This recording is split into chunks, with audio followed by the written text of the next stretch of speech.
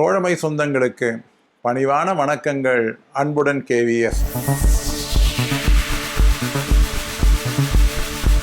DoPT அமைச்சகம் 9/7/2024 அன்று ஒரு ஆணையினை வெளியிட்டிருக்கிறது.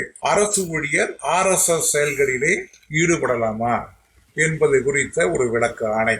ஏற்கனவே 30/11/1966 அரசு ஒரு ஆணையினை வெளியிட்டிருக்கிறது. அந்த ஆணையிலே அரசு ஊழியர்கள் RSS நடவடிக்கைகளில் தங்கள் இணைத்துக் கொள்வதற்கு தடுக்கப்படுகிறார்கள்.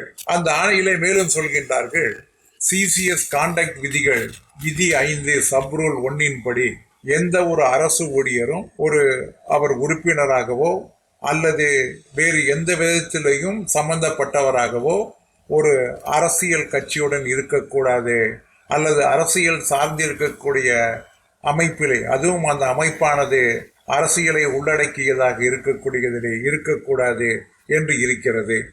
ஆகவே RSS நடவடிக்கைகள் மற்றும் ஜமாத்தி இஸ்லாமி என்கின்ற இரு அமைப்புகளை சார்ந்திருக்கக்கூடிய இயக்கங்களிலே அரசு ஊழியர் நிச்சயமாக பங்கேற்கக்கூடாது. அப்படி பங்கேற்றால் அவர்கள் விதி 5 சப் ரூல் 1 கீழாக விதிகளை மீறியதாக ஒழுங்கு நடவடிக்கைக்கு ஆளாக்கப்படுவர் என்று 1966 58 வருடங்களுக்கு முன்னால் வெளிவந்த ஆணையிலே சொல்லப்பட்டது.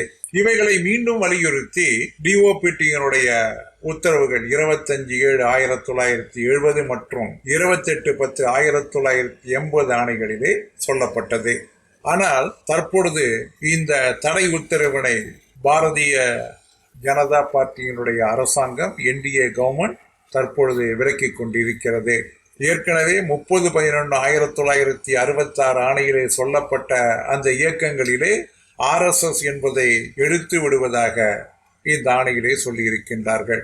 ஆக 58 காலமாக நீடித்திருந்த தடை, RSS சேரக்கூடாது என்று விதிக்கப்பட்ட தடையானது தற்பொழுது விலக்கிக் கொள்ளப்பட்டிருக்கிறது.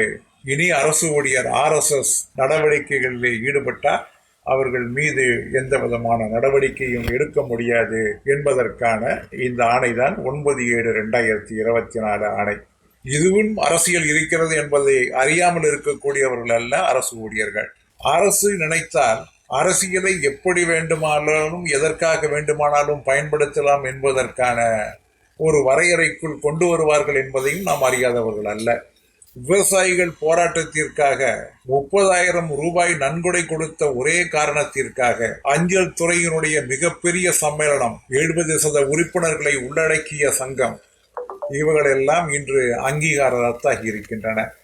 விவசாயிகள் போராட்டத்திற்கு அளித்த நன்கொடையானது அரசியலுக்கு கொடுக்கப்பட்டிருக்கக்கூடிய நன்கொடை என கருதுவதாக சொல்லி இந்த அங்கீகார ரத்தானது இன்று வரை கடந்த 15 மாதங்களாக நடைமுறையில் இருக்கின்றன.